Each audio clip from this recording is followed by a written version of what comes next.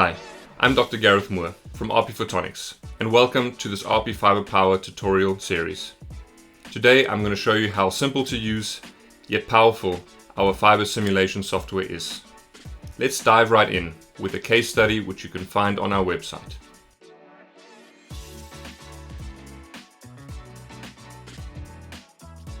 Here we explore the acceptance angle for launching light into a fiber. The numerical aperture is commonly used for calculating the maximum acceptance angle for a fiber. But this method involves ray optics, which assume plane waves. In reality, guided light in a fiber experiences diffraction effects due to spatial confinement. This leads to a continuous angular distribution. This raises the question, should we use the numerical aperture-based acceptance angle model at all? Despite the theoretical limitations, it still stands as a good rule of thumb.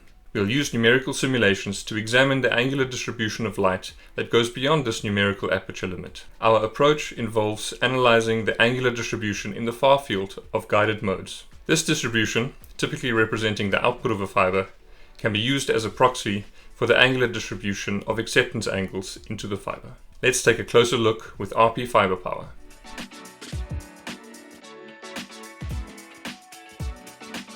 For this simulation, we'll use the power form titled Fiber Modes from Refractive Index Profile. In the form, we define the fiber using a step index profile. We set the cladding index to 1.45, the numerical aperture to 0.2, and the wavelength to 1 micron. These parameters will remain constant throughout our simulations, ensuring that each test can be accurately compared. The only variable that will change is the core diameter. We expect the highest beam divergence when the mode radius is smallest.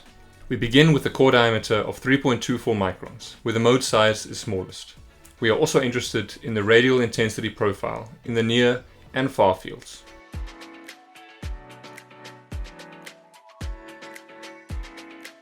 We receive a lot of information about the calculated modes, even before analyzing the diagrams. Firstly, we see the calculated core index of 1.463. and a V number of 2.04. The simulation also shows that we have a single mode fiber with a LP01 mode, which has a mode radius of 2.06 microns and an m² value close to 1. There's a table displaying other mode properties, and notably only about 75% of the power is guided through the core. This is also evident in the radial mode intensity diagram, where the vertical lines mark the boundary between the core and the cladding. Of even more interest is the far field mode intensity diagram, which displays the mode intensity at different angles in the far field. Remember, this far field angular distribution serves as a proxy for the fiber's acceptance angles, with the theoretical numerical aperture limit indicated by the vertical black lines. Here we clearly see some intensity at angles beyond the limit, suggesting that light could still be accepted by the fiber at these angles. It's important to note that significant power in the angular components outside the numerical aperture limit doesn't necessarily lead to additional propagation losses. As a counterexample, let's set the core diameter to 1 micron. This results in a much larger mode radius, where the mode extends far beyond the core.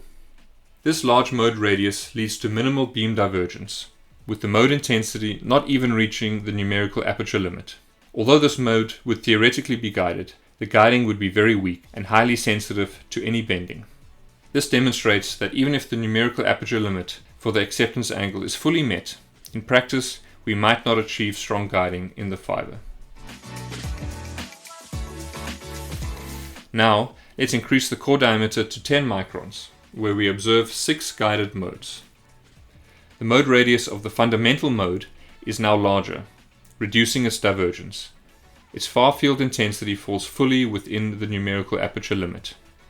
However, this isn't the case for some higher order modes, like the LP31 and the LP12 modes, which extend significantly beyond the numerical aperture limit.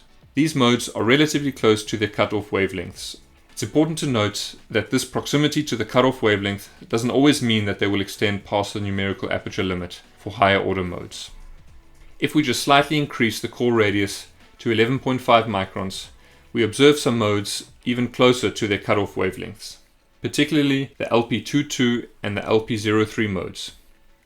However, when we examine their far field profiles, where the numerical aperture limit is marked by the ring, we notice that while the LP22 mode clearly extends past the numerical aperture limit, the LP03 mode remains very narrow, despite the mode field extending significantly beyond the core. Finally, we increase the core diameter to 50 microns and set the intensity profile scale to logarithmic, allowing us to easily observe even the lowest intensity modes. After some processing time, we see that 129 modes have been calculated. Only some of the higher order modes extend beyond the numerical aperture limit. It's not very realistic to directly launch light into these specific higher order modes, and so visualizing each individual mode is not very helpful. We create a custom diagram in the Powerform to better visualize this. Using the additional definitions input field, we set up the X and Y axes and the sum of the intensity of each mode. This approach simulates launching light into the fiber such that each mode receives roughly the same power, and then we consider an incoherent superposition of the intensities. The numerical aperture limit is also indicated by a vertical line. Don't let this extra code intimidate you. Our software is thoroughly documented and technical support is just a click away. The final result shows a steep drop at the numerical aperture limit, indicating that, in practice, very little power would be launched into these higher order modes. We've seen how easy it is to run through various fiber configurations and examine the numerical aperture base limit for acceptance angles. We've examined single mode, few mode and highly multi-mode fibers to see how light behaves in these cases. Imagine trying to do this through trial and error in a lab. In the end, we simply come out with a much better understanding of this surprisingly complex topic. To learn more about what our software can do for you, visit our website and click on the Software tab. For more case studies like these, click on the Case Studies and Tutorial button under the Encyclopedia tab. Thanks for watching, and please feel free to reach out with any questions.